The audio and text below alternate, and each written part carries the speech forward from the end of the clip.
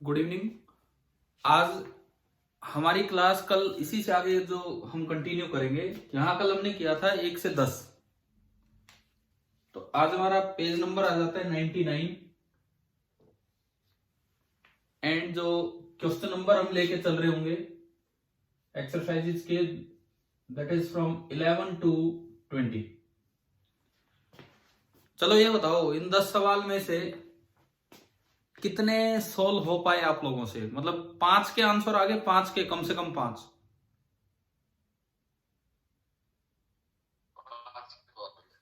क्या कह रहे हो, कितने हुए? 5 हो गए? ठीक है कि और मैक्सिमम कितने में? किसी बच्चे के 6, 7, 8 कितने तक हो गए हैं?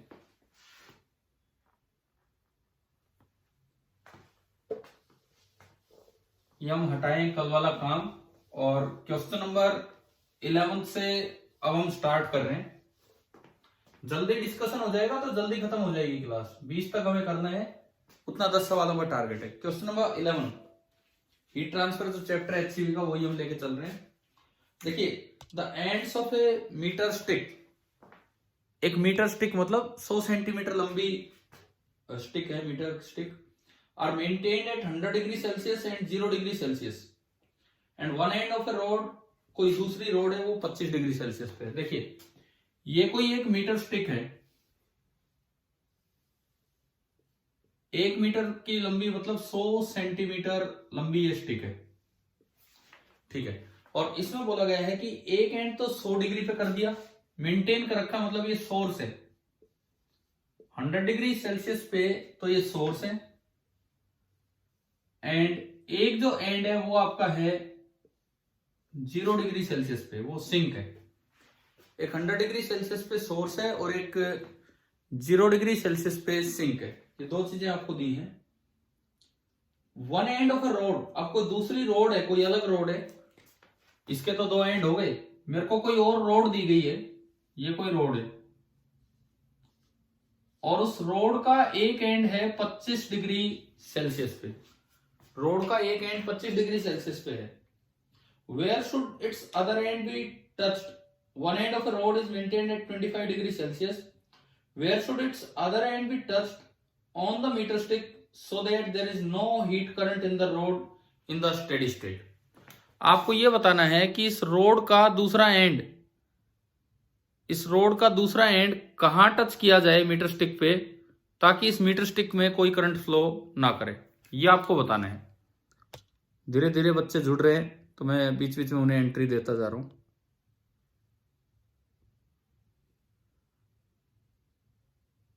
आज हॉस्टल वाले अभी तक नहीं जुड़े हैं। देखिए, रोड का एक एंड 25 डिग्री सेल्सियस पे है, पूछा है कि रोड का दूसरा एंड में कहां टच करूं ताकि इस रोड में कोई हीट करंट फ्लो ना करे। अच्छा, हीट करंट कब नहीं फ्लो करेगा रोड में? जब आप जहां टच करें उस जगह का टेम्परेचर भी कितना हो, 25। क्या होगा अगर आपने यहां इसको टच किया तो इस रोड का चाहे कुछ भी हो, आवाज साफ नहीं आ रही। ये रोज की समस्या भाई, फिर दोबारा मुझे नेटवर्क चेक करना पड़ेगा। दूसरे नेटवर्क पे चल पड़ता हूं मैं।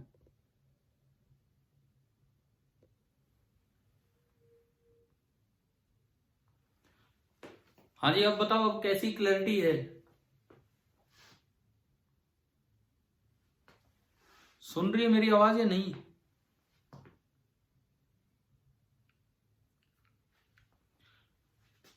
हाँ जी बच्चों, अभी आवाज सुनाई दे रही है कि नहीं?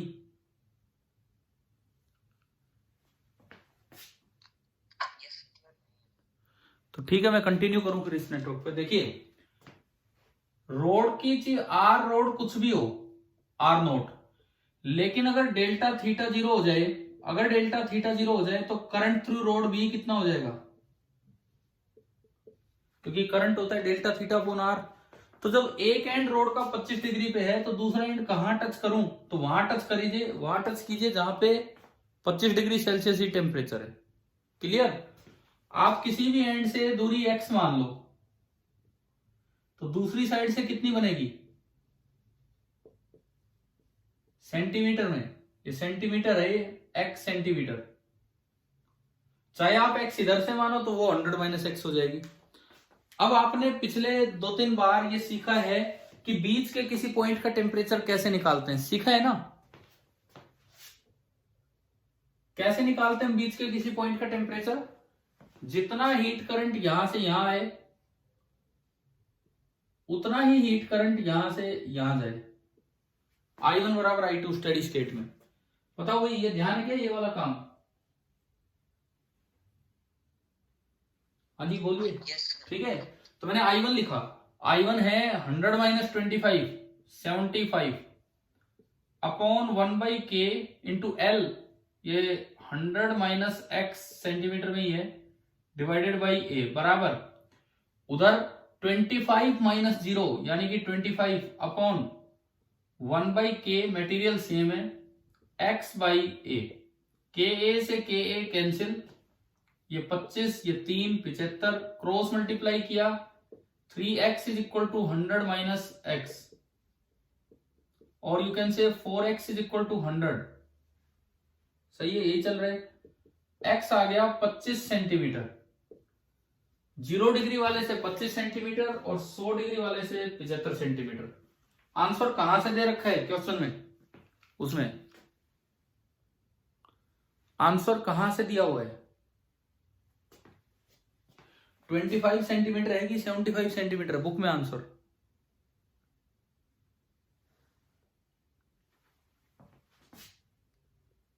बोलो भाई, मेरी आवाज सुन पा रहे हो कि नहीं? कोई इतना आपकी आवाज कम आ रही है यार।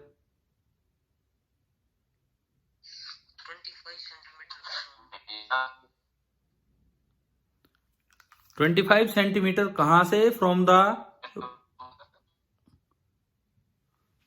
एक मिनट मैं एक बार ये चीज क्लियर करूं, क्या थोड़ा क्लियर है कि नहीं बोर्ड और मेरी आवाज? No sir. नहीं आ रही तो यार मैं फिर उसी पुराने नेटवर्क पे चला जाता हूं, और तो कोई ऑप्शन ही नहीं है मेरे पास। वाईफाई मोबाइल डाटा ऑफ किया।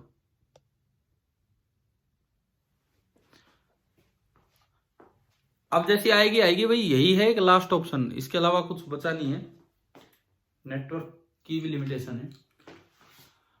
अभी सुनो, अभी आवाज आ रही है?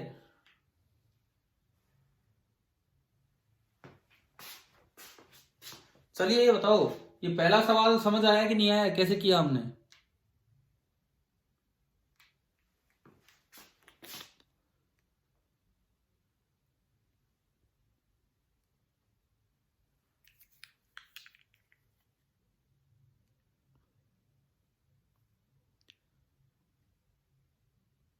बोलो भाई, कुछ सुनाई दे रहा है? Yes sir. ठीक है, हॉस्टल वाले बच्चे शायद जुड़ गए हैं अभी।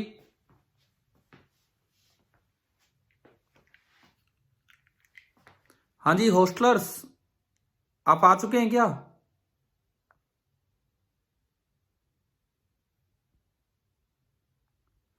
चले कोई नहीं, देखते हैं हम। क्वेश्चन नंबर 11 बताओ भाई, सभी को क्लियर है? चलूं मैं आगे 12th पे चलता हूं। Question number 12, a cubical box a volume 216 centimetre cube.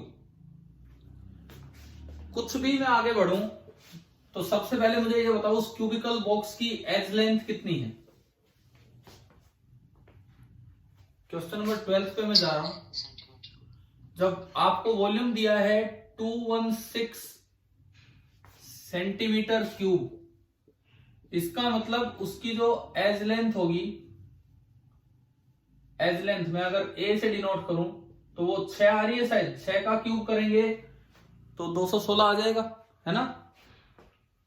ठीक है, अब देखते हैं। क्यूबिकल बॉक्स है, the inside is heated by 100 what heater, उसके अंदर एक 100 वॉट का हीटर लगा रखा है।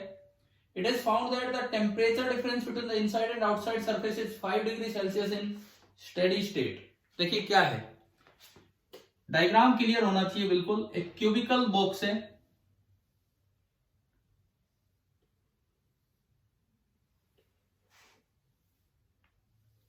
एक आपको क्यूबिकल बॉक्स दिया है जिसकी एज लेंथ हमने देख ली वहां, ये है। इसके अंदर एक हीटर लगा रखा है, तो हीटर लगातार इसको एनर्जी दे रहा होगा, परंतु स्टेडी स्टेट है तो मतलब एनर्जी फ्लो कर रही होगी और इंटरनल एनर्जी कांस्टेंट होगी। इसमें कहता है इनसाइड एंड आउटसाइड सरफेस के बीच में टेम्परेचर डिफरेंस बना हुआ है 5 degree Celsius in steady state. मतलब क्या, ये है थीटा इनसाइड, ये है थीटा आउटसाइड। हीटर लगने की वजह से theta inside minus theta outside is maintained at a constant temperature difference of 5 degree Celsius. बोलो, कोई कुछ बोल रहा है कोई बच्चा? Yes sir. हाँ बोलो।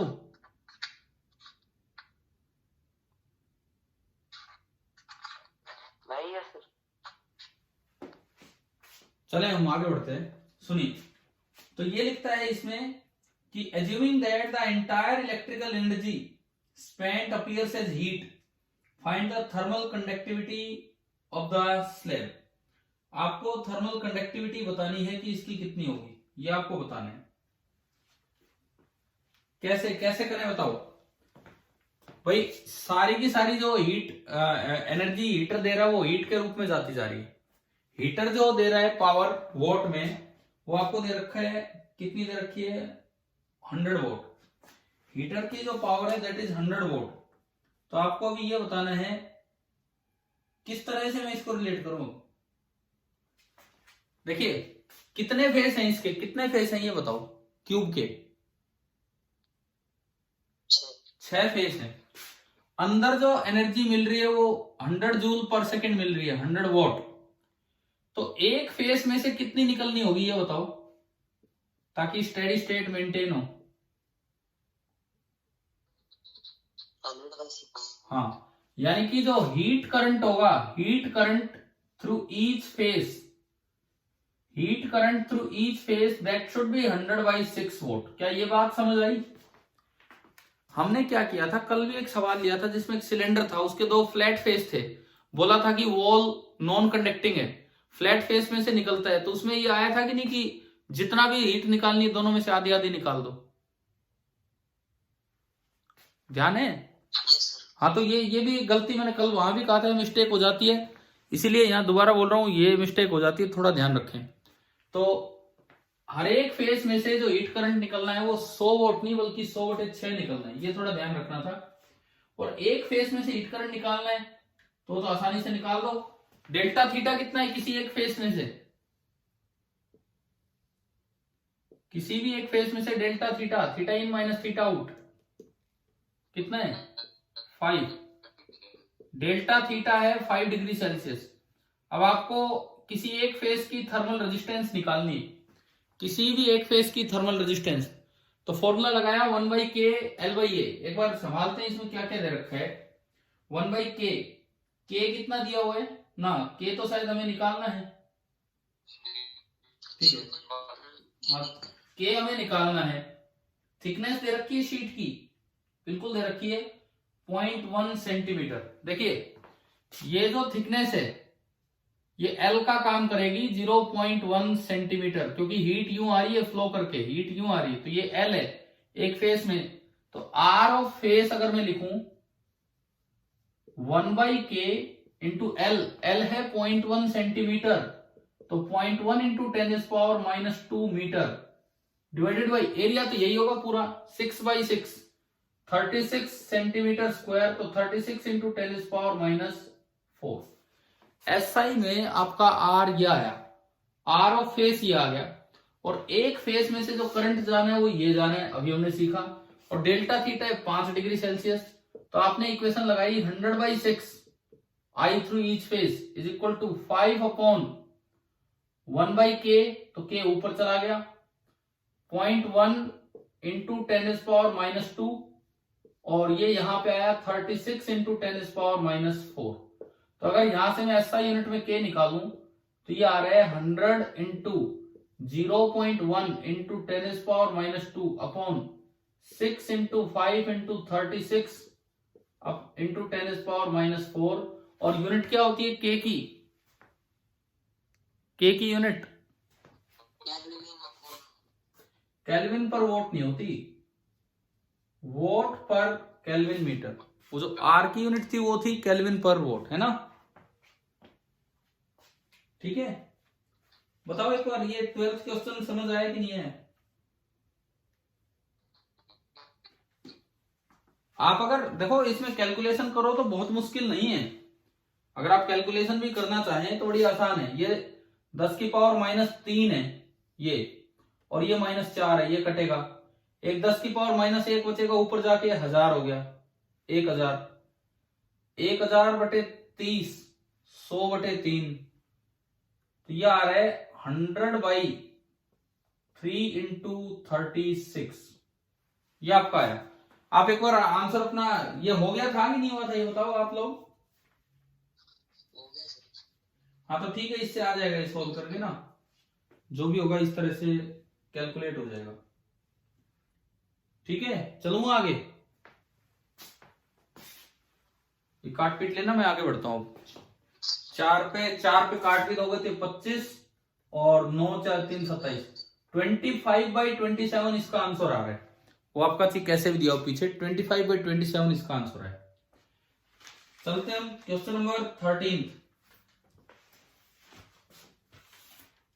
ये बताओ यार, ये 13 हुआ आप लोगों से कि नहीं हुआ। 13 नहीं हुआ, 13 का मीनिंग ही नहीं समझ आया होगा। किसी भी बच्चे से हुआ है क्या क्लास में क्वेश्चन नंबर 13? कोई एक भी स्टूडेंट कर पाया हो? चलो तो देखते हैं, अब 13वां सवाल देखते हैं।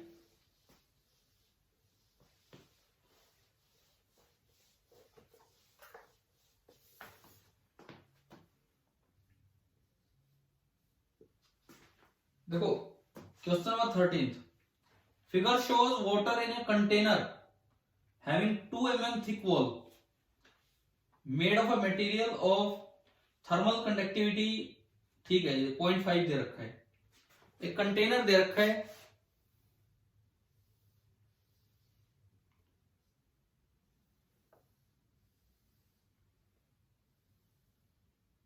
ये कंटेनर है जिसके अंदर पानी भरा हुआ है।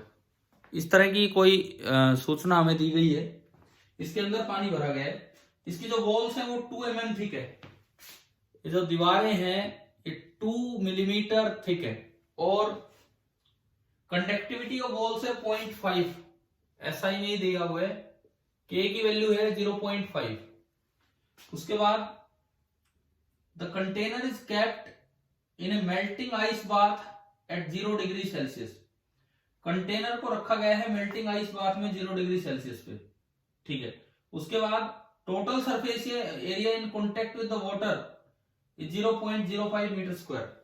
इसके अंदर ये पानी भरा हुआ है, और पानी के साथ जो टोटल एरिया कॉन्टेक्ट में है, टोटल एरिया जो कॉन्टेक्ट में है दैट इज तीनों फेसेस का, या 6 फेस या 5 फेस का, वो है 0.05 मीटर स्क्वायर। तो मैं एक काम कर लूं पहले, आगे बढ़ने से पहले, फिर क्वेश्चन पे चलेंगे क्या मतलब है। सबसे पहले इस कंटेनर की थर्मल रेजिस्टेंस निकाल लेते हैं, टोटल थर्मल रेजिस्टेंस हम कंटेनर की निकाल लेते हैं। क्या होगी बताओ, क्या फॉर्मूला लगाएं?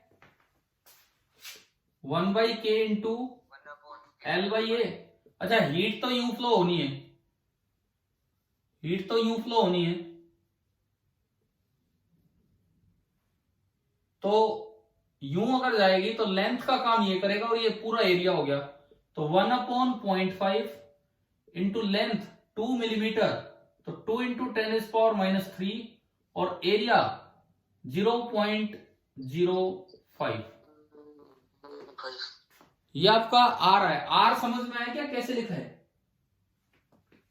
ठीक है, ये आपका बन रहा है 25, और वो कट गया 10 की पावर 2/25 केल्विन पर वोट।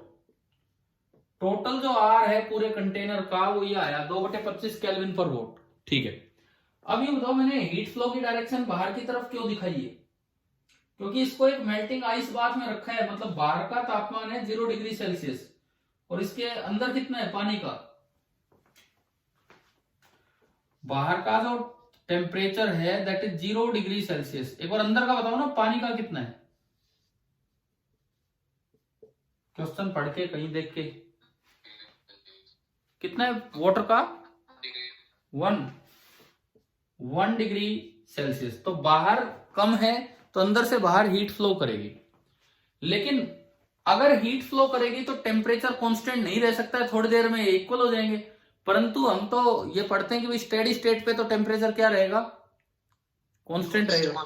तो इसको इसको कहीं से एनर्जी मिल रही होगी, इसको कहीं से एनर्जी मिल रही होगी, उसके लिए ना इसमें वो व्हील लगा रखा है, व्हील लगा रखा है, उसको घुमा के इसको एनर्जी दी जा रही है और वो एनर्जी थर्मल कंडक्शन से बाहर निकलती जा रही है।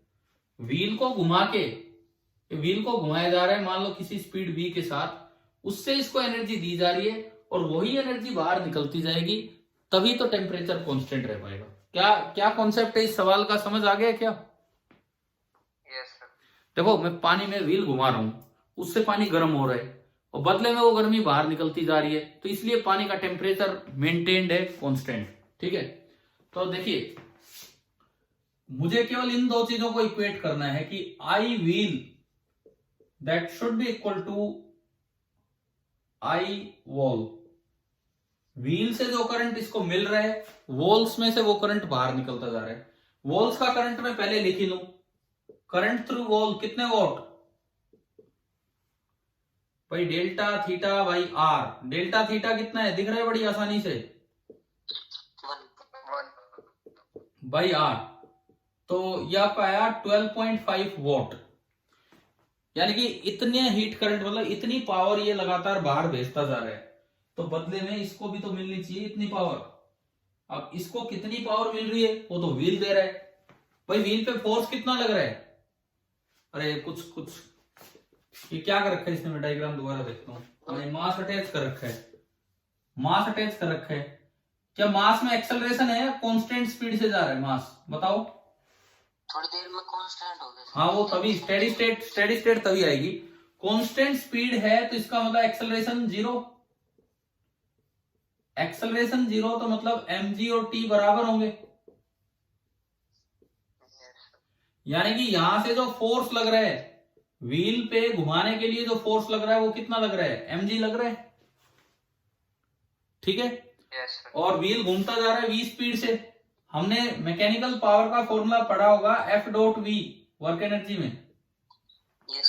मैं पावर पे इसलिए जा रहा हूं, ये हम करंट करते हैं, है तो पावर ही, एनर्जी पर यूनिट टाइम। तो आप व्हील के थ्रू कितनी पावर जनरेट कर रहे हो, F डॉट V, F आगे ऊपर, ये दोनों ऊपर है तो mg into V into cos zero is 1। तो जो आपने जो पावर जनरेट की है वो कितनी जनरेट की है, mgv।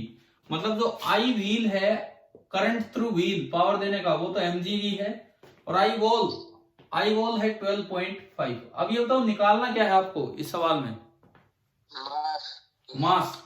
तो यहां से मेरा मास आ गया 12.5 अपॉन जी को मैं 10 मान लू, स्पीड दे रखी है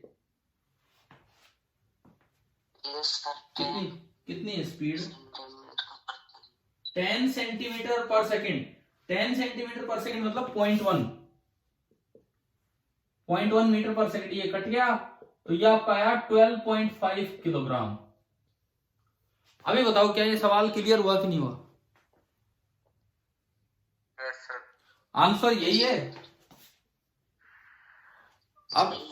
अब सुनो एक बात सुनो, जो हीट करंट होता है, पीछे हम सवाल करके आए पिछले चैप्टर में, वो कैलोरीमेट्री वाले चैप्टर में लाइन से इस साइड वाले एंड में जो सवाल थे सब मैकेनिक्स के साथ रिलेट कर रखे थे उन्होंने। ठीक है, अब ये देखो इस सवाल में हीट करंट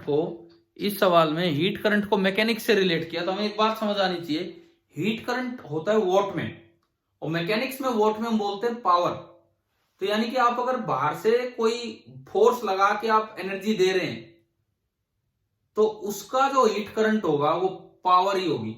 उस फोर्स की पावर निकाल लो, उस एनर्जी को कहीं बाहर निकाल रहे हैं स्टेडी स्टेट मेंटेन करवाने के लिए, तो जितनी उस फोर्स की पावर होगी उतना ही आपका हीट करंट हो जाना चाहिए, तब जाके स्टेडी स्टेट आएगी। बताओ ये सवाल क्लियर हो गया 13th? ठीक है, और कोई डाउट हो तो पूछ लीजिए अभी। ठीक है, इसके बाद आगे बढ़ते हैं हम क्वेश्चन नंबर 14। ये देखते हैं 14 हुआ कि नहीं हुआ, बताओ एक बार। देखो डाउट है तो शर्माने की जरूरत नहीं है, मैं पूछ रहा हूं 14 हुआ कि नहीं हुआ। अरे किसी बच्चे से हुआ है 14th? किए तो है ना ट्राई, 20 तक ट्राई तो किए हैं, 10 ही तो सवाल दिए थे मैंने।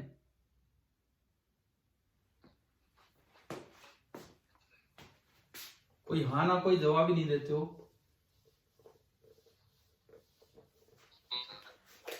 ठीक है, क्वेश्चन नंबर 14 देखते हैं हम। देखिए, on a winter day when the atmospheric temperature drops to -10 degree Celsius, ice forms on the surface of a lake. एक लेक की सरफेस पे आइस बन गई। Calculate the rate of increase of thickness when 10 centimetre of ice is already form. देखो क्या है, एक lake की सरफेस पे 10 सेंटीमीटर तक आइस बन चुकी है, ये 10 सेंटीमीटर है, ये आइस बन चुकी है। बाहर theta out is -10 degree Celsius. अच्छा, यहां बर्फ, पानी बर्फ में बदल रहा है, तो पानी जब बर्फ में बदलता है बिल्कुल वहां पे टेम्परेचर कितना होगा, क्योंकि 0 से पहले तो पानी बर्फ में बदलेगा ही नहीं, तो जो धीरे धीरे पानी बदलता जा रहा है उसका टेम्परेचर होगा 0 डिग्री, और बाहर का हो गया -10 डिग्री। ये हाई है, लो है, तो हीट फ्लो यूं हो रहा होगा। एक दिन हमने सिलेंडर वाला क्वेश्चन लिया था आपकी ऑफलाइन क्लास में, जहां पे बताया था कि धीरे धीरे थिकनेस बढ़ती चलेगी, टाइम निकलवाया था उसका, है ना। तो ये पूछ रहा है बीच का कोई इंस्टेंट दिया जब 10 सेंटीमीटर थिकनेस हो चुकी है, क्या लिखता है ये, उस समय क्या बताना है, टोटल टाइम 10 सेंटीमीटर थिकनेस होने में कितना टाइम लगेगा, थिकनेस 10 सेंटीमीटर तक जाने में कितना टाइम लगेगा। और नीचे क्या दिया, डेंसिटी दे दी, लेटेंट हीट ऑफ फ्यूजन दे दिया, और थर्मल कंडक्टिविटी भी आपको दे दी। देखो, सबसे पहले तो हीट करंट निकालो, ये कुछ भी x मान लिया मैंने, कुछ भी x। इस वक्त R कितना होगा, इस वक्त R कितना, ये आइस की लेयर है, 1/k इंटू x बाई ये जो भी एरिया ऑफ क्रॉस सेक्शन है। तो जो हीट करंट होगा that will B delta theta कितना बताओ, यहां delta theta 10 divided by x और k इंटू ए, ये आया हीट करंट, और ये फ्रीज करवा रहा है। तो कल उस सवाल में मैंने समझाया था कि इस करंट की वजह से अगर थोड़ी सी और लेयर जम जाती है, जिसकी थिकनेस हम बोलेंगे dx, तो इस लेयर का जो मास होगा, मास dm, इस लेयर का मास होगा डेंसिटी इंटू वॉल्यूम, वॉल्यूम है adx। तो जो इसमें से एनर्जी निकली है that is equal to dm into L. Latent heat क्यों, लेटेंट हीट इसलिए कि ये कन्वर्ट हुआ है वाटर से आइस में, तो ये आपका आया rho A L into D x, और मुझे चाहिए rate d Q by D t, तो ये आ गया rho A L into D x by D t. जो इसमें से एनर्जी निकल रही है वही तो ऊपर जा रही है, तो इन दोनों को इक्वेट कर दो। तो आपने इन दोनों को इक्वेट किया, 10 KA by X is equal to rho A L into D x by D T. एक बार बताओ, क्या ये वैसी इक्वेशन नहीं बनी जो उस दिन सिखाया था आपको? अरे भाई ये वही है, L into D M by D T करना सिखाया था, बिल्कुल सेम। याद आ गया क्या? ठीक है, अब देखो एरिया नहीं दिया था, कोई बात नहीं, ए से ए कैंसिल भी हो गया। अब इन्होंने पूछा है फर्स्ट पार्ट में कि टाइम ना rate of increase of thickness, जब 10 सेंटीमीटर आइस आ चुकी है तो rate of increase of thickness बताओ। Rate of increase of thickness का क्या मतलब है, टी टाइम पे बर्फ यहां थी और टी प्लस dt टाइम पे बर्फ यहां आ चुकी है, तो अगले dt टाइम में कितनी थिकनेस बढ़ी है, dx। तो ए पार्ट में रेट पूछा है, rate of increase of thickness, मतलब मुझसे क्या पूछा है, dx बाई dt। समझ आ गया ना, क्लियर हो रहा है first part, dx by dt बताना है। ये दिख ही रहा है, यहीं से दिख रहा है मुझे dx बाई dt, कितना आ गया dx by dt। यहां से अगर मैं देखूं, tan तो डेल्टा थीटा है जो कि tan है, k जो कि कंडक्टिविटी है, अपॉन x जो ये दिया हुआ है आपको इस समय बताना है, और रो और l। एक बार बताओ क्या फर्स्ट पार्ट क्लियर हुआ? क्या पूछा था आपसे? ठीक है, इसकी वैल्यूज पुट करवा दीजिए। डेल्टा फर्स्ट पार्ट रिपीट करूं? देखो सुनो सुनो, हमने उस दिन आपको बताया था, उस दिन ये बताया था कि जब भी कोई ये स्टेट चेंज होती है तो जो करंट होता है delta theta upon are 1/k/L/A, आप उसको इक्वेट कर दिया करो L इंटू dm/dt। एक बार ये बताओ क्या ये इक्वेशन ध्यान है, ये वाली इक्वेशन? Yes sir. ठीक है, dm को मैं लिख सकता हूं मास, थोड़ा सा मास होगा, डेंसिटी इंटू थोड़ा सा वॉल्यूम, तो जो dm होगा that will be equal to rho into volume, जरा सा जो अगले थोड़ी देर में ये बना है बर्फ का, ये है adx। आ गया, ये आ गया समझ? Yes sir. ठीक है, इसको उठा के यहां रख दिया मैंने।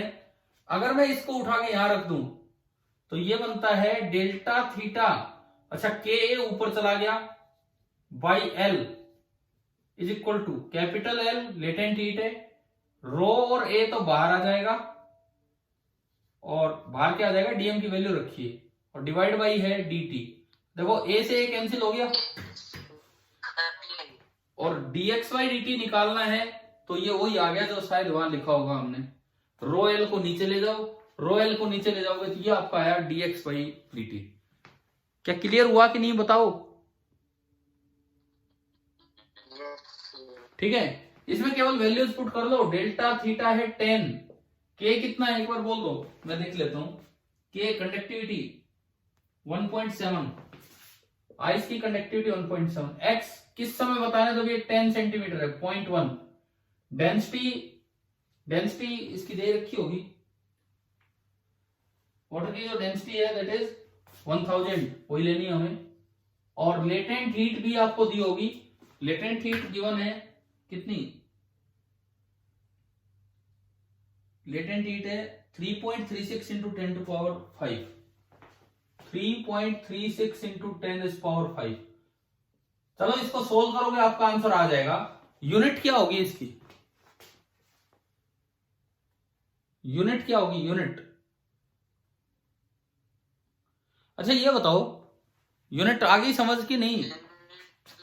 यूनिटलेस कैसे? dx तो है लेंथ मीटर में, और dt है टाइम सेकंड में, तो इसकी यूनिट क्या बनेगी,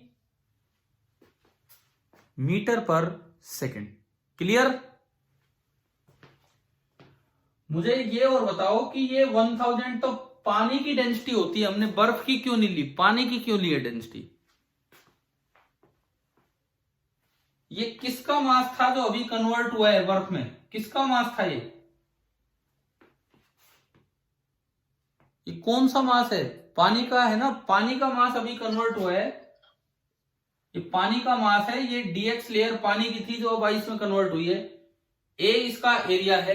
अच्छा इसमें कहीं लिखा है कि एक्सपेंशन या कॉन्ट्रैक्शन को इग्नोर करना, कहीं दिया है सवाल में? Yes sir. इसका मतलब क्या होता है कि जो डेंसिटी आइस की है आप वही डेंसिटी किसकी मान सकते हैं, वाटर की। समझ गए हो कि नहीं ये चीज? समझ गए हो ना? इन सवालों में अगर ऐसा देते हैं तो क्यों देते हैं, मतलब अगर ये dx लेंथ में पहले पानी था तो उसकी जगह जो बर्फ बनेगी उसकी लेंथ भी dx से रहेगी। वैसे हम जानते हैं कि बर्फ थोड़ी खुलकर बनती है, बर्फ में केज लाइक स्ट्रक्चर होती है, तो dx लेंथ में पानी था तो जब वो बर्फ बनेगी तो उसकी चौड़ाई थोड़ी और ज्यादा होगी, लेकिन ऐसा नहीं मानना इन सवालों में। समझ आ गया कि नहीं इस बात की क्या इंपॉर्टेंस है? देखो आपको सोचना चाहिए, कोई छोटी सी भी लाइन दी है तो क्यों दी है वहां पे, इसलिए दिए। ठीक है, चलो ए पार्ट हो गया। बी पार्ट पे मैं हूं, calculate the total time taken in forming 10 centimetre of ice. ये तो ठीक है, अभी rate of increase of thickness पूछा था, अब ये पूछता है कि 10 सेंटीमीटर आइस Yes, बनने sir. में Direct formula. क्या क्या क्या क्या कह रहे हो? फॉर्मूले में रख दिया वो आज करवाया। आज इसे ये भी डिस्कस हो लिया, नहीं तो ये अभी फर्स्ट पार्ट में जो हुआ है ना, यहीं से आगे भी आप बढ़ सकते हो। आपने जो फर्स्ट पार्ट में किया है, आप इससे भी आगे बढ़ सकते हो। मुझे टोटल टाइम ही तो निकालना है। यहां तक तो आपने इक्वेशन बना ही लिए, ये इक्वेशन तो आपकी अभी बनी थी इधर, है ना। टाइम निकालना है तो t की टर्म एक साइड कर लो, x की टर्म एक साइड। देखो ये यहां तक होने के बाद आया पड़ा है। देखो अगर फर्स्ट पार्ट आपने सोल्व किया है, a से a कट लिया, यहां से आया केवल dx है और इधर dt है, तो ये आपका आया डेल्टा थीटा इंटू के डिवाइडेड बाई, ये L था आपका x, ये L जो है वो x है, x इंटू कैपिटल L बराबर, ये आपका आ रहा है rho into D x by D t. Time एक साइड करो, x एक साइड करो, तो dt बराबर आ गया rho L upon delta theta into K और x dx। दोनों साइड इंटीग्रेशन कर दो, जीरो पे मान लो, कोई थिकनेस नहीं थी बर्फ की। और आपको कब तक बताना है? किसी भी x थिकनेस पे टाइम हो गया t, किसी भी x थिकनेस पे टाइम लगेगा t। इसको थोड़ा मैंने सोल्व किया तो ये t आ जाएगा, और ये आएगा रो L upon delta theta into K, और ये आएगा एक्स स्क्वायर बाई 2। किसी भी x थिकनेस तक कितना टाइम लगेगा वो ये आ गया। अब कितनी कितनी थिकनेस पुट करनी है, कब तक का पूछा इन्होंने टाइम? 10 सेंटीमीटर, ठीक है। इसमें x की जगह 10 सेंटीमीटर पुट कर दो, मतलब 0.1। बाकी जो सारी चीजें वो पुट करते रहो और उससे आपका आंसर आ जाएगा। बताओ क्या सेकंड पार्ट क्लियर हुआ? ठीक है भाई, इनको थोड़ा सीखो आप, अब भी कंफ्यूजन नहीं रहना चाहिए। मतलब इक्वेशंस को रिलेट करना सीखे कि कैसे टाइम निकालना है। क्या आज क्लास में, आज या कल में क्लास में चीजें डिस्कस हुई है ना अपने, टाइम कैलकुलेशन वाली? ठीक है, थोड़ा सा कॉन्फिडेंस बनना चाहिए। अब मेरे करवाने के बाद खुद भी करके देखना है कि हाँ भाई क्या इक्वेशन है, और अपने इनके साथ आंसर्स में एक्सप्रेशन लिख दो। जैसे ए पार्ट का आंसर उन्होंने वैल्यू दी है, तो हमारा आंसर तो ये आया ए पार्ट का कि dx बाई dt निकालना था, वो आया delta theta into K upon X into rho into capital L. ये फर्स्ट पार्ट का आंसर आ गया। बी पार्ट में मुझे टाइम निकालना था, मेरा आंसर आ रहा है rho into latent heat upon delta theta, वो 10 डिग्री है, इंटू के और इंटू एक्स स्क्वायर बाई 2। अपनी बुक में आंसर्स को इस तरह बना दीजिए ताकि बिना कैलकुलेशन भी आपको पता रहे कि भाई क्या आंसर आया है क्या नहीं आया है।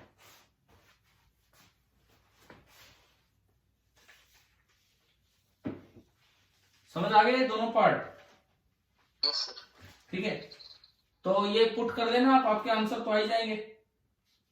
चलूंगा अगले पे? ठीक है, नेक्स्ट क्वेश्चन हम ट्राई करते हैं। अब पहले तो बताओ, ये 15वां भी तो इसी पे बेस्ड ही है। किस किस का हुआ ये? आप कर ले। अब एक मिनट, मैं एक बार डिस्कस ही कर रहा हूं, अब कर लेंगे, लेकिन एक बार पढ़ो, यही बता दो, कोई नहीं, समय है हमारे पास, हम अभी देख लेते हैं क्या है। Consider the situation of the previous problem, उसी को कंटिन्यू करना है। Assume that the temperature of the water at the bottom of the lake remains constant at 4 degrees Celsius as the ice forms on the surface। जैसे जैसे ice बनती है surface पे, नीचे का बेड का, मतलब नीचे का तापमान 4 डिग्री है, मतलब जो हीट चाहिए वो नीचे से मिलती जा रही है। ठीक है, ये कह रहा है the depth of the lake is 1 metre, show that the thickness of the ice form attains a steady state में। ये और भी अच्छा सवाल है। पहली बात, आप एक बार पढ़ के इसका मतलब क्लियर करो कि क्या कहना चाह रहा है इसमें, फिर मैं आपको बताता हूं कि भाई क्या है।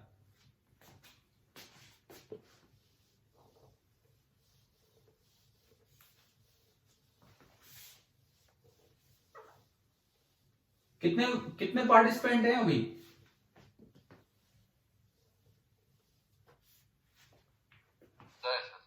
10। देखिए 15 सुनिए क्या कहना चाह रहे हैं, ये सुनो। ये कोई लेक है एंड ये नदी का लोवेस्ट पॉइंट, और ये कहता है, हमने पढ़ा था एक्वेटिक लाइफ वाली बात कि पानी अपना 4 डिग्री लगभग मेंटेन करता है, पढ़ा था ना ये, है ना। तो ये कह रहा है कि जो लेक का बेड है वहां पे मानो कि 4 डिग्री तापमान है, और जो आइस बनती जा रही है, जो आइस बनती जा रही है, तो आइस पे तो जो पानी कन्वर्ट होगा वो कितने से होगा, 0 डिग्री से होगा, तो वहां पे 0 डिग्री मान लो, ठीक है। बाहर का कितना दिया है, पिछले सवाल को लेना, पिछले में कितना था बाहर, एटमॉस्फेरिक -10, बाहर का तापमान है -10 डिग्री सेल्सियस। पहली बात, show that the thickness of the ice form attains a steady state maximum value and find this value. आपको एक तो ये प्रूव करना है कि ये बर्फ यूं नहीं है कि जमती चलेगी नीचे तक, अगर जमती चलती तो फिर मछलियां कैसे रह पाती, जमती नहीं चलती है। हमने उस समय बताया था आपको कि बर्फ तो टॉप पे बनती है, नीचे तक नहीं जाती है, बताया होगा, है ना। तो ये सवाल वो बात क्लियर करेगा कि क्यों बर्फ टॉप तक ही बनती है। सुनिए, 4 से 0 तो हीट यूं फ्लो करेगी, मान लो ये हीट करंट है I1, और 0 से -10 तो हीट यूं फ्लो करेगी, और सपोज ये हीट करंट है कितना, I2। ये जमाव कब तक होगा, ये जमाव कब तक होगा, I2 बड़ा हो या I1 बड़ा हो, बताओ। दोनों बराबर होने चाहिए। नहीं, दोनों बराबर पे तो स्टेडी स्टेट हो जाएगी। मैं कह रहा हूं कब कब मतलब जमने की स्थिति कब बनेगी, जब इस पार्ट में से हीट ज्यादा निकले या इसको हीट ज्यादा मिले।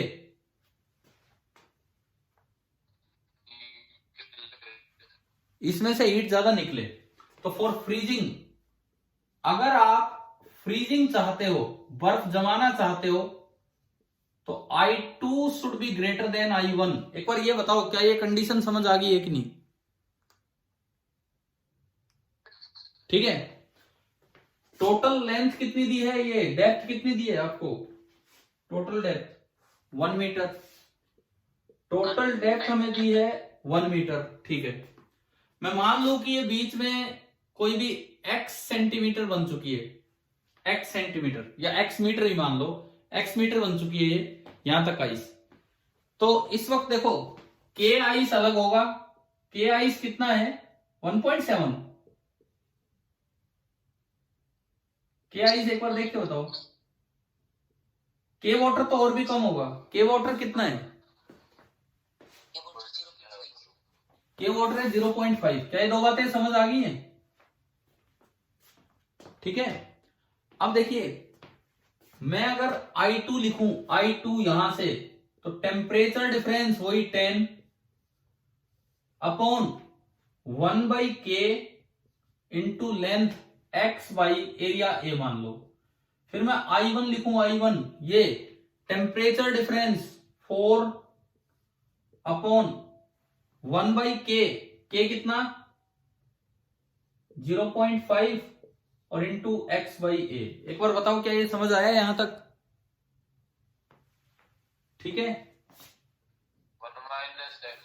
हाँ सॉरी ठीक है, ये x नहीं, इसमें होगा ये लेंथ आपकी बची 1 माइनस एक्स, थैंक यू। इसके बाद देखो ये 1.7 ऊपर भेजो तो 17a बाई एक्स, 0.5 ऊपर गया 2a बाई 1 माइनस एक्स। एक बार ये बताओ क्या ये समझ आ गया यहां तक, ठीक है। अब इसमें लिखा है, फर्स्ट पार्ट इस सवाल का कहता है कि show that the thickness of the ice formed attains a steady state maximum value.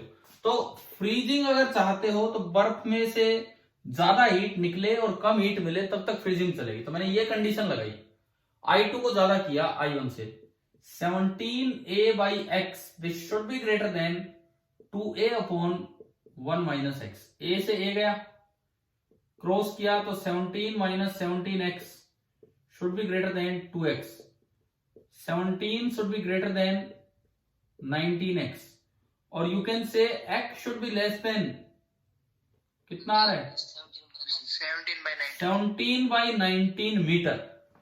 यानी कि ये प्रक्रिया तो बस तभी तक चलेगी जब तक x 17/19 मीटर रहे। इसके बाद क्या होगा, आफ्टर दैट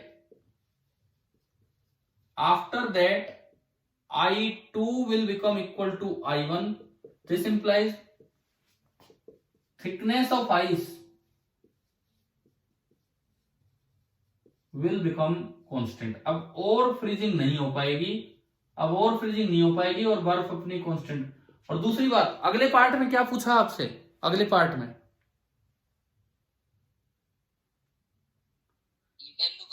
ये वैल्यू बतानी है, तो ये दिख ही रही है। अगर इसको सेंटीमीटर में देना है, एक्स मैक्स आपको बताना हो, एक्स मैक्स तो 1700/19 सेंटीमीटर। आंसर एक बार डिवाइड करके, चाहे कैलकुलेटर से कैसे भी वैसे ही डिवाइड कर लो, आसान सा है। एक बार अपना आंसर मैच करके देखिए 15th क्वेश्चन में।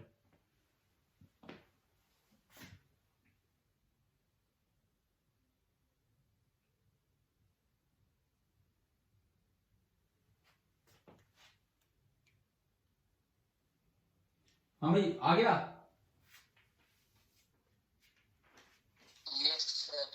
तो देखो 14th और 15th दोनों अच्छे सवाल थे।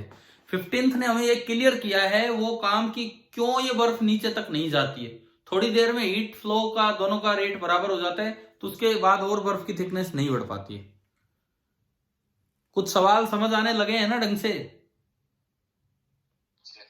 ठीक है, देखो कोई जरूरत नहीं है कि घर पे ही आपसे सोलो, लेकिन आप ट्राई जरूर करके रखें। मैं 10 से ज्यादा सवाल नहीं दे रहा हूं, ट्राई जरूर करके रखें रोज इस शाम वाली क्लास के लिए, है ना। और फिर सीखते चले, इसके बाद खुद ट्राई कर लिया करो। चलिए अगले सवाल पे चलते हैं। Question number 16। ये आंसर आपने लिख लिया भाई 15वें में, ए और बी मैंने कहा आंसर में यूं लिख लो ये एक्सप्रेशन। ठीक है, ठीक है, ठीक है।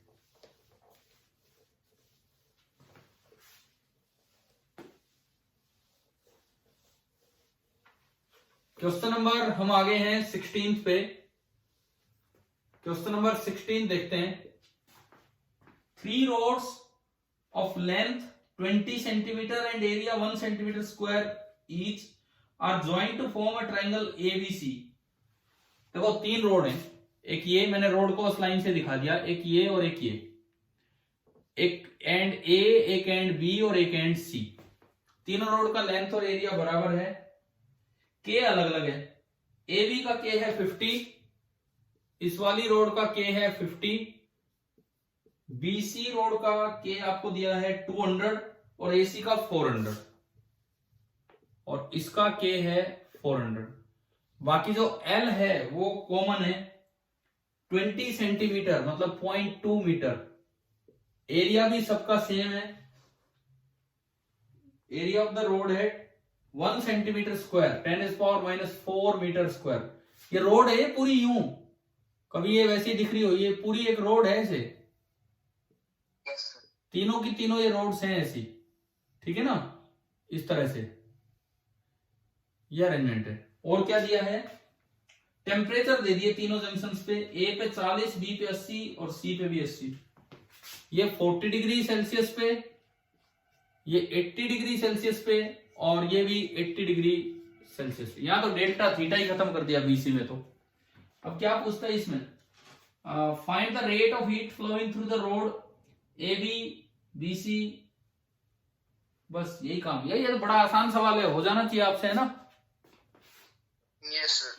बीसी में तो बहुत सीधा दिख रहा है, डेल्टा थीटा कितना है बीसी में, 0।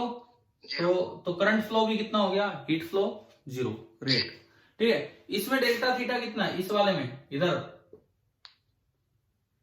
40, और आर आप निकालो 1/k इंटू L/A। L/A पहले ही निकाल लो, 2 बार यूज करना पड़ेगा। L/A आपका बन रहा है 2 × 10⁻⁻1 अपॉन 10⁻⁻4। ये ऊपर गया, एक 0 कटेगा, 2000 आ गया, 2000 केल्विन पर वोट। तो 1/50 इंटू 2000, 0 0 40, आर भी 40, डेल्टा थीटा भी 40, तो हीट करंट कितना होगा, 1 volt delta theta by R. Clear हो गया होगा, है ना। ऐसे ही इसमें एक बार आप आर निकाल लो। इधर 1/k, k है 400 और L बाई ए आपका आया 2000, 0000, 5 आ गए, R 5 आया। डेल्टा थीटा कितना इधर की तरफ, कितना डेल्टा थीटा इसमें AC में 40/5, 40/5 तो करंट कितना हो गया इधर 8, इसमें 8 वोल्ट, इसमें शायद 1 वोल्ट आया था और इसमें 0। क्लियर हो गया होगा, तो है ना। तो इससे यूं ध्यान रखो, पहले यूं देख लिया करो हीट करंट निकालने के लिए कभी डेल्टा थीटा 0 तो नहीं है, क्योंकि आप फिर आधी कैलकुलेशन आर के लिए करो, फिर ध्यान जाए डेल्टा थीटा 0 है तो करंट सीधा ही 0 बोला जाएगा। चले हम आगे बढ़ते हैं। क्वेश्चन नंबर 17 बताओ, हुआ कि नहीं हुआ।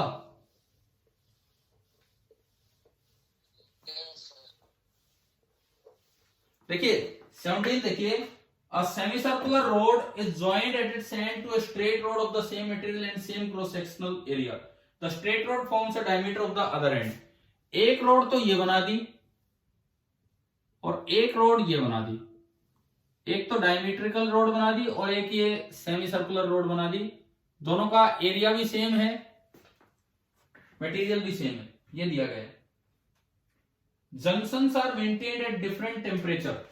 सपोज मेंटेन का मतलब कि एक सोर्स का काम करेगा और एक सिंक मेंटेन कर रखा, उसका तापमान चेंज नहीं हो रहा है, ठीक है। सोर्स से सिंक हीट जाएगी, तो आपको बताना है the ratio of heat transferred through cross section of semi circular to the heat transferred through cross section of straight rod. अरे देखो ये बताना है, ये करंट I1 और ये करंट I2, तो आपको बताना है I1 अपॉन I2। पैरेलल में करंट डिवाइड करना है। कभी 10th में पढ़ा है कि पैरेलल में current inverse ratio of resistance में डिवाइड होता है। Yes sir. तो बस वो करना है, I1 upon I2 this will be equal to R2 upon R1, ये आपको करना है। I1 by I2 is equal to R2 by R1। मैं एक बार यहां से R2 लिखूं, 1/k इंटू L, ये टोटल लेंथ कितनी होगी, अगर इसका रेडियस R है तो टोटल लेंथ डायमीटर की कितनी 2R, divided by area of cross section, ये जो क्रॉस सेक्शन है वो। अब यही चीज मैं ऊपर लिखूं R1, मटेरियल सेम है 1/k, टोटल लेंथ कितनी इसकी सेमी सर्कल की, अगर R इसका रेडियस है पाई R, और area of cross section same दिया गया है ये।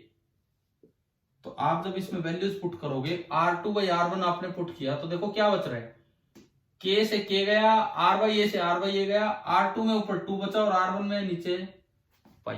तो बिना कैलकुलेशन का एक अच्छा सवाल था। और खास बात, हो सकता है आपके नोट्स में ये चीज ना ऐड हो, मुझे नहीं याद है क्लास में लिखवाया नहीं लिखवाया। पैरेलल में जो करंट बढ़ता है हीट करंट, अगर ये I करंट है, I1 इधर आया, I2 इधर गया, पैरेलल में जो करंट डिवाइड होगा, इसकी रेजिस्टेंस R1, इसकी R2, तो I1 बाई I2 आपका हो जाता है R1 by R2 by R1। ये चीज अपने नोट्स में ऐड भी कर लेना अगर ना हो तो, ठीक है। क्वेश्चन का रेफरेंस देके आप ऐड कर लेना कि भाई वहां पे इसको हमने सीधा यूज किया था। चले अब 18th क्वेश्चन पे, 3 सवाल रह गए आज के, करते हैं उनको भी डिस्कस। Question number 18। अच्छा, इसमें एक नई टर्म आ रही है टेम्परेचर ग्रेडियंट। क्या मतलब समझते हो आप इससे, इन सवालों में हीट ट्रांसफर में। हाँ, अब मैं ये बता दूं, टेम्परेचर ग्रेडियंट वर्ड कहीं आए सोर्स या सिंक के पास तो उसको कैसे यूज करना है वो सुनिए।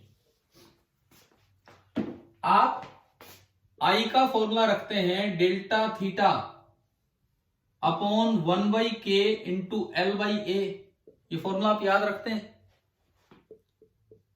I is equal to, K को ऊपर ले जाओ, A delta theta by L, इसी को हम बोलते हैं टेम्परेचर ग्रेडियंट। तो I बराबर K into area into dt by dx। आपको याद हो ओम्स लॉ, तो ठीक ओम्स लॉ की फॉर्म में से याद कर लिया। जब ये पार्ट हमने पढ़ा था, स्टार्ट किया था, तो ये पढ़ा था कि this is proportional to temperature gradient. This is proportional to area of constant, और वहां से जो प्रोपोर्शनलिटी कांस्टेंट लगाया वो के लगाया था, और तब जाके ये बना था। बताओ याद है ये वाला स्टेप? हाँ भाई बताओ, ध्यान है कि कॉपी में भी लिखा होगा आपने कभी? Yes sir. हाँ तो जब भी कभी टेम्परेचर ग्रेडियंट दिया जाए तो वहां से चलने वाला करंट होगा K इंटू ए इंटू टेम्परेचर ग्रेडियंट। ये सीधा याद आना चाहिए, बजाय कि ओम्स लॉ के, ये डायरेक्ट ऐसे याद आना चाहिए। ठीक है, अब देखते हैं क्वेश्चन नंबर 18 क्या कहता है। A metal rod of cross sectional area 1 centimetre square is being heated at one end, एक एंड पे उसको गर्म किया जा रहा है। At one time, the temperature gradient is 5 degree Celsius per centimeter at cross section A and 2.5 degree per Celsius per centimeter at cross section B. मतलब क्या है देखो, दो इसके एंड्स बना दिए, स्टेडी स्टेट नहीं आई है, इसका यह मतलब है अभी स्टेडी स्टेट शायद नहीं आई है इसमें।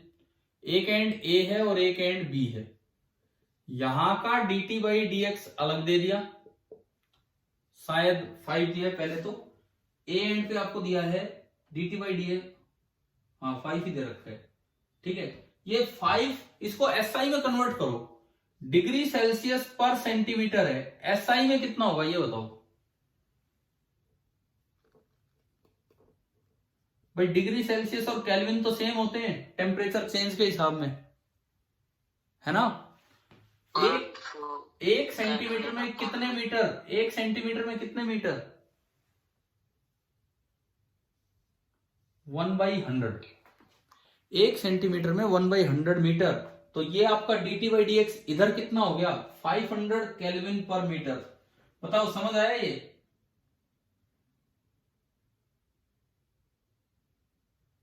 हाँ भी बोलिए, क्लियर हुआ कि नहीं? Yes sir. ठीक है, इसका एरिया ऑफ क्रॉस सेक्शन कितना दिया है? 1 सेंटीमीटर स्क्वायर। ठीक है, आपको एरिया ऑफ क्रॉस सेक्शन भी दे दिया 1 सेंटीमीटर स्क्वायर, यानी कि एरिया आपका है 10⁻⁻⁴ मीटर स्क्वायर। अब डायरेक्ट इससे करंट लिखो कि भाई यहां से जो करंट चला अंदर I1, डायरेक्ट इस तरीके से लिखो। के कितना दे रखा है? इस रोड का के कितना दिया हुआ है सवाल में, ऐसा यूनिट में कितना है? 200। SI में वो 200 है। ठीक है, into A 10⁻⁻⁴ into 500 dt by dx। तो आगे से हीट करंट का ये फॉर्मूला ऐसे भी यूज होगा, समझ आ गया है ना? खाली ओम्स लॉ ही नहीं, ऐसे भी याद करना है ये। तो 5 गुणा 2 10, और ये 2 0 2 0 इससे कट गए। तो I1 करंट एंट्रिंग कितना आया? 10 वोल्ट। एक साइड से जो करंट एंटर कर रहा है वो है 10 वोल्ट, लेकिन इसने बोला है कि दूसरे एंड पे जो dt बाई dx है वो केवल 2.5 डिग्री सेल्सियस पर सेंटीमीटर। यहां dt बाई dx है 2.5 डिग्री सेल्सियस पर सेंटीमीटर। इसको भी SI में कन्वर्ट करो तो 100 ऊपर जाएगा, ये मीटर बनेगा तो 250 केल्विन पर मीटर आ गया। इससे यहां का करंट फ्लो निकालो कि भाई कितना करंट बाहर जा रहा है, I2। सेम फॉर्मूला लगाया, K 200 इंटू A 10⁻⁻⁴ और इंटू 250। एक बार बताओ ये कितना आ रहा है वोट में? ये करंट वोट में ये वाला करंट कितना है?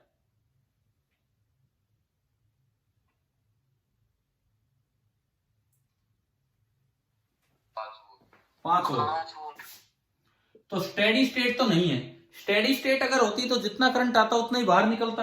अभी निकल कम करंट रहा है और आ ज्यादा रहा है, तो बताओ टेम्परेचर बढ़ रहा होगा कि कम हो रहा होगा? बढ़ रहा है।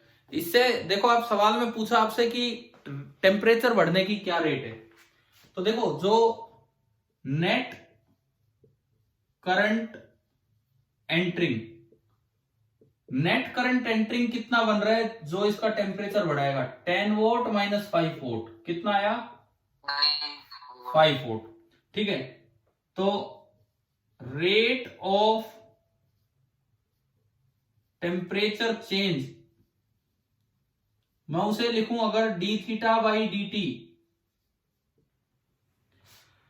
तो आप ऐसे इक्वेट कर सकते हैं कि जो करंट एंटर कर रहा है I, that is equal to mass of the rod into specific heat capacity of the rod into d theta by D T.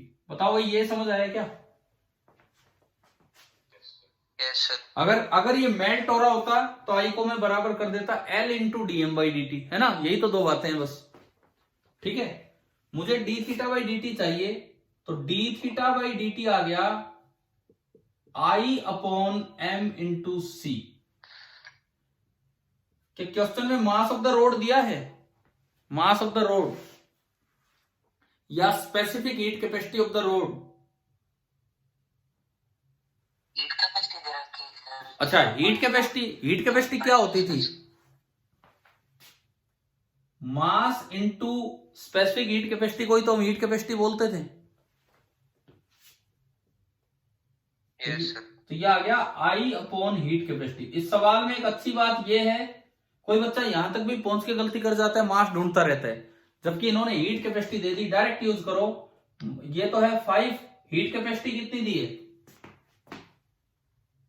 0.4। 0.4। ठीक है, तो 5 अपॉन 0.4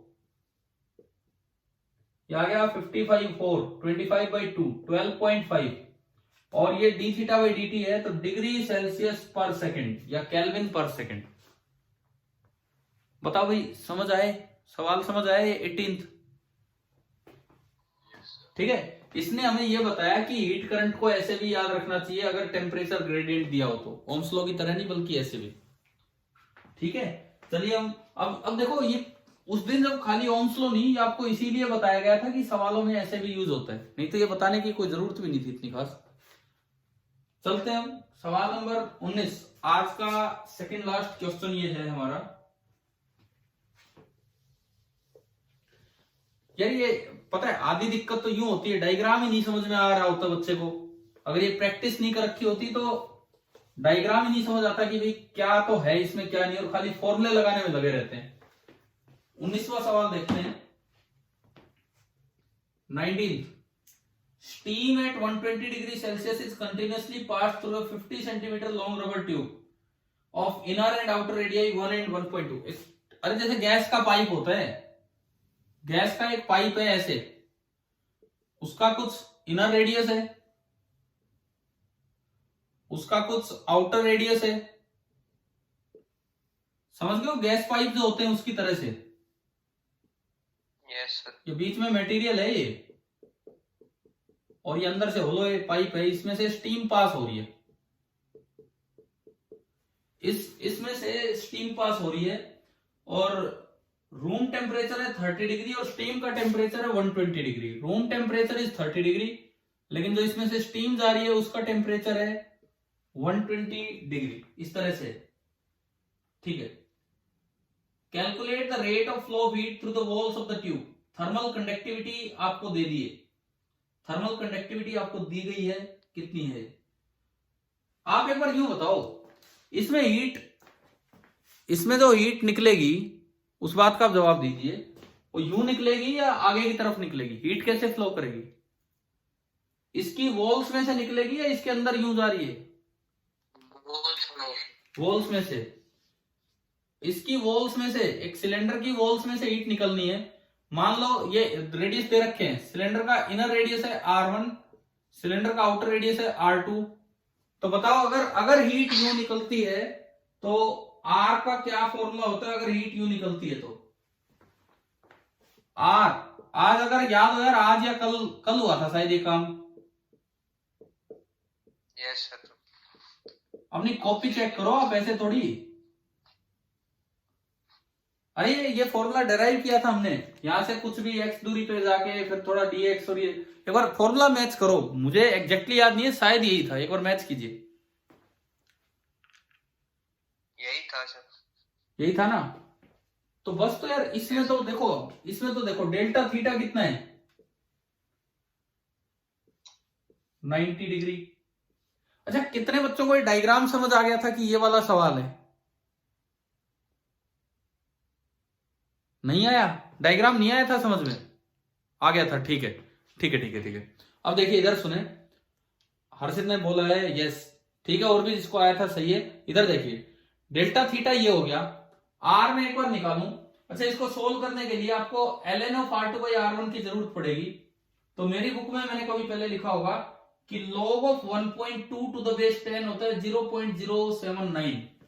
अपनी बुक में आप ये ऐड कर लो, log of 1.2 to the base 10 होता है 0.079। इस क्वेश्चन के साथ ये चीज ऐड कर दो, इस क्वेश्चन के साथ आप ये चीज ऐड कर दो, 0.079 ये इसकी वैल्यू होती है, log ऑफ 1.2 की ये वैल्यू होती है, ठीक है। अब मुझे ये बताओ, ये ln तो log e होता है, हमने कभी आपको मैथमेटिकल टूल्स में सिखाया था इसको log टू द बेस 10 में कैसे कन्वर्ट करते हैं, किससे मल्टीप्लाई करते हैं, बोलो भाई। अरे log 10 में कन्वर्ट करने के लिए किससे मल्टीप्लाई करते हैं, log e में जाने के लिए?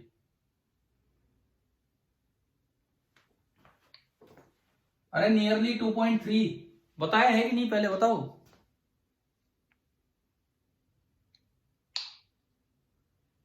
क्या आपको नहीं याद है? ये बिल्कुल याद नहीं है ये चीज।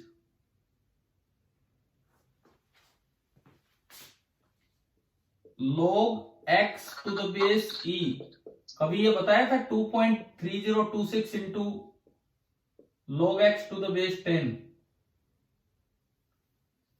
याद ही नहीं आ रहा क्या ये वाला पॉइंट? एक बार हाँ ना कुछ तो बताओ, ऐसा फैक्टर भी याद आ रहा है कि नहीं? चलो कोई बात नहीं, सुनो, ये तो मुझे लगता है जिस दिन वो रॉकेट वाला काम भी कभी पढ़ाया होगा, ये सब ऑनलाइन हुए हैं, उनमें भी बताया, मैथमेटिकल टूल्स पढ़ाया उसमें बताया। ये फॉर्मूला अपना याद रखें, बाकी इस क्वेश्चन के साथ ये वैल्यू मेंशन कर दें। और अब आपको क्या करना है, पहले तो ये वैल्यू लेना, इसको 2.3 से मल्टीप्लाई करना, ये आएगा 2 पाई के एल। एल तो लेंथ है, लेंथ दी है क्वेश्चन में, ट्यूब की length.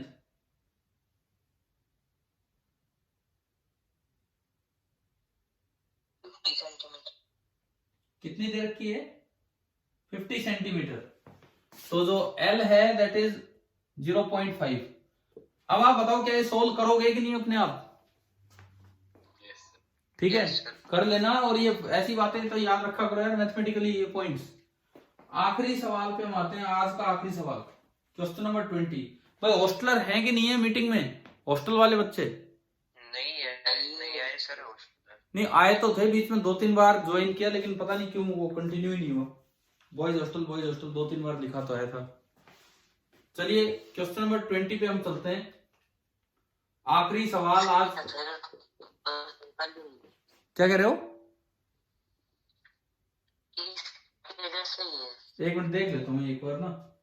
A hole of radius r1 is made centrally in a uniform circular disc of thickness d and radius r2। एक डिस्क है, उसकी थिकनेस है d, और उसमें एक होल बनाया गया है। ये इस तरह से ये है, इसकी थिकनेस आपको दी गई है d, बीच में होल है और बाहर ये मटेरियल है। पहली बात, डायग्राम आ गया समझ? ठीक है।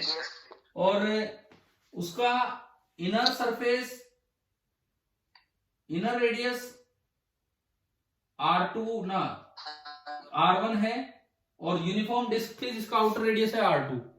ये डिस्क का रेडियस r2 था और जो होल बनाया उसका रेडियस आपका है r1। ठीक है, इसके बाद देखते हैं, the inner surface is maintained at temperature θ1 and outer surface at temperature θ2। θ1 ज्यादा है, अंदर एक हाई टेम्परेचर है θ1 और बाहर एक लो टेम्परेचर है θ2। तो हीट कहां से कहां फ्लो करेगी? ऐसे आएगी। Yes sir. वो पिछली बार वो पाइप यूं बनाए थे, इस बार वो डिस्क यूं बना दी, इस तरह से है। ठीक है, तो calculate the heat flowing per unit time. Heat flowing per unit time मतलब delta Q by delta t, मतलब आई। आई का फॉर्मूला होता है डेल्टा थीटा बाई आर। क्या आर यही होगा कि नहीं जब करंट ऐसे जा रहा है तो?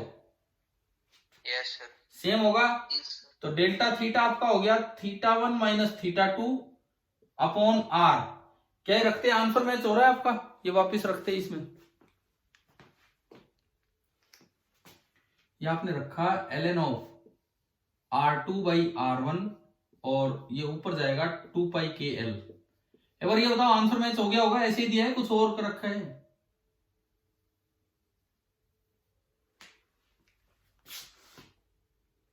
बताओ वही, जल्दी बोलो, मैं देखता हूं नहीं तो उसमें। क्लियर है ना ये? यस। अब मुझे ये बताओ, ये 20वां सवाल मेरे करवाने से पहले किस किस से हो गया था? घर से नहीं हुआ था? हो गया सर। हो गया था, ठीक है, बहुत अच्छा है। अब आज का हम डिस्कशन यहां समाप्त करते हैं। कल के लिए आप अगले 10 सवाल ट्राई करके रखना। हम क्या कह रहे हो? 11th रिपीट करते तो क्लियर क्लियर हो। 11th क्वेश्चन 11th क्वेश्चन एक बार रिपीट करूं? 11th क्वेश्चन ये था, देखो 11th क्वेश्चन में रिपीट करता हूं। कुछ बच्चे हो सकता है लेट आए थे क्या आप स्टार्टिंग में? आपकी आवाज क्लियर नहीं थी। ठीक है ठीक है, आप सुनो सुनो जल्दी सुनो। ये एक मीटर स्केल है। मीटर स्केल मतलब 100 सेंटीमीटर बड़ा स्केल। इसका एक एंड हाई टेम्परेचर पे है और एक लो पे है। शायद एक 100 पे है एक 0 पे, शायद देखना ऐसा ही था। Yes sir. एक कोई दूसरी रोड है, एक कोई रोड है, एक कोई भी एक रोड दी गई है। उस रोड का एक एंड 25 डिग्री सेल्सियस पे है। पूछा है कि मैं रोड को इस मीटर स्केल पे कहां टच करूं कि रोड में कोई करंट फ्लो ना करे। करंट फ्लो तो तब नहीं करेगा जब डेल्टा थीटा 0 हो, और डेल्टा थीटा 0 तब होगा जब यहां 25 है तो यहां का तापमान भी कितना हो? 25। ठीक है, फिर मैंने कहा था पता नहीं इस साइड से एक्स माना है कि इस साइड, शायद हमने यहां से माना था। एक एक्स मान लो तो एक कितना हो गया? 100 माइनस एक्स। और यहां का टेम्परेचर 25 है तो ये हमने सीखा है I1 बराबर I2 करना। तो इक्वेशन बनेगी 100 माइनस 25 अपॉन 1 बाई के इंटू एक्स बाई ए बराबर 25 माइनस 0 अपॉन 1 बाई के इंटू एक्स बाई ए। यहाँ 100 माइनस एक्स, अब इससे सोल्व हो जाएगा, है ना? आगे समझ। Yes sir. अब इसमें भी प्रॉब्लम क्या थी, डायग्राम नहीं समझ आ रहा था। तो ये हीट ट्रांसफर के सवालों में ये एक बड़ी भारी दिक्कत है। बच्चे अगर प्रैक्टिस नहीं करते हैं तो डायग्राम वगैरह ही नहीं समझ पाते हैं। चलिए ठीक है भाई, थोड़ा कुछ मजा आ रहा है कि नहीं? काम ऐसे चल पड़ा है जो डिस्कशन वाला। यस। ठीक है, कल के लिए अगले 10 सवाल आप आज करो, छुट्टी के बाद करो, हम डिस्कस शाम को करेंगे, इसी समय करेंगे। ठीक है, और शनिवार तक हम ये chapter with objective first objective second के साथ हम कंप्लीट कर देंगे। और संडे को आपको बताया मैंने, फिर एनसीईआरटी आपका होमवर्क रहेगा जो मंडे को डिस्कस करेंगे। ठीक है, यस सर। चलिए गुड नाइट, बाय।